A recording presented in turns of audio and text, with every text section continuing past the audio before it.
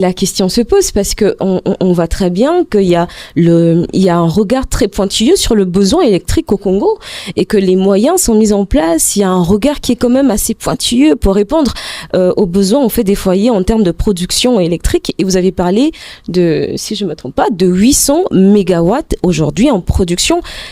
Mais pourquoi nous remarquons qu'il y a des problèmes d'électricité? D'accord, merci. Je m'attendais à cette question, c'est sûr. En fait, c'est simple, monsieur le conseiller. Mettez-vous à notre place. Comment, moi, j'ai pas d'électricité et j'entends des 1000 milliards, des barrages qui se construisent, des réseaux de distribution qui se mettent en place. Comment vous expliquez ça? Merci pour la question. En réalité, ce que je veux vous dire d'entrée dans le jeu, c'est quoi?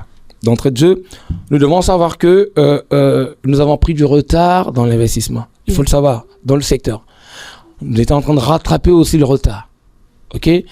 Alors, pour qu'un réseau soit fiable, un système électrique soit fiable, il faut que ma production soit, pour des réseaux, je dirais, en phase de développement comme les nôtres, au moins 2 fois supérieure à ma consommation. Parce que ces centrales ont des machines, je vais parler simplement, ont des machines, mais elles doivent parfois être révisées. Et quand elles sont révisées, la population ne peut pas avoir accès à cette électricité parce que la machine est à l'arrêt. Vous parlez de la maintenance? La maintenance, exactement. Je parle de la maintenance, vous avez bien compris là-dedans. Donc, quand elles sont maintenues, il faut bien sûr avoir du disponible. Donc, nous ne parlons pas fondamentalement de la puissance installée. Nous, les techniciens, nous parlons aussi de la puissance qui est disponible. Exactement. Vous comprenez? Oui. Parce que je ne peux pas faire fonctionner une machine éternellement. Alors, donc, nous ne raisonnons pas forcément avec la puissance qui est disponible. Et quand je parle des barrages hydroélectriques, vous avez aussi la question de l'étillage en saison sèche où mon cours d'eau tarit, ma production baisse. Mais maintenant, je sais qu'aujourd'hui, avec tous les investissements qu'on a fait, en termes de production, oui, on peut satisfaire totalement la demande actuelle. Maintenant, pourquoi il y a des problèmes d'électricité? Pourquoi il y a des perturbations? Ils sont de 2 ordres. Je vais être très simple. On s'adresse à des jeunes, il faut qu'ils comprennent bien la question. Je vais être simple. Nous avons des problèmes au niveau, je vais avoir 2 causes. Des causes, une cause fondamentale qui est endogène au système et une cause qui est exogène au système. La cause endogène qui est au système, nous avons un réseau électrique de transport qui est, je dirais, radial. Radial, ça veut dire on n'a pas de boucle, on ne peut pas faire de reprises, il n'y a pas de redondance.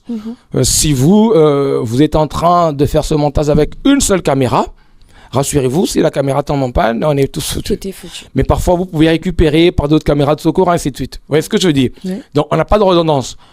Si j'ai un souci sur un maillon du réseau, ben, ceux qui sont de l'autre côté, malheureusement, qui n'ont pas de source de production, sont punis.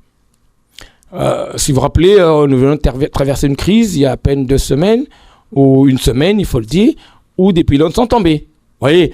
Mais on a perdu une bonne partie de l'énergie qui venait de Pointe-Noire. Parce que Brazzaville n'a pas de source. Donc Brazzaville est puni pour ça. Mais si on avait une redondance, on peut passer par l'autre ligne pour arriver à Brazzaville. Mais comme on n'a pas de redondance, voilà. Donc je dis que c'est endogène au système. Il faut continuer à faire quelques investissements pour ce que nous appelons dans notre jargon mailler le réseau.